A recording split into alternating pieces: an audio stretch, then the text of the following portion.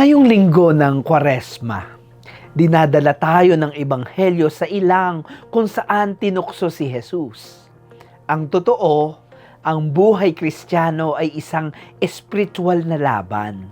Sabi sa banal na kasulatan, ang kaaway ninyong Diablo ay parang leong umaatungal na naghahanap ng masisila. Labanan ninyo siya maging matatag sa pananampalataya. Mga kapatid, hindi tumitigil ang Diablo. Maaaring lumayo sandali, pero babalik din. Ang tukso ay bahagi ng ating paglalakbay.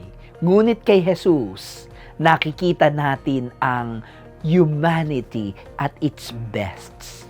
Tinukso, ngunit hindi nagapi. Nakikita natin kay Jesus ang sangkatauhan sa tugatog ng kanyang katatagan o katibayan.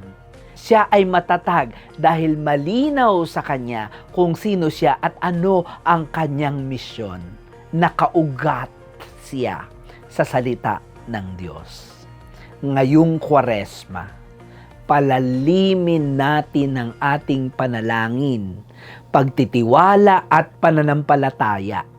Kapag tayo ay nakaugat sa Diyos, maaari tayong matukso, ngunit hindi matatalo, hindi tayo uuwing talunan.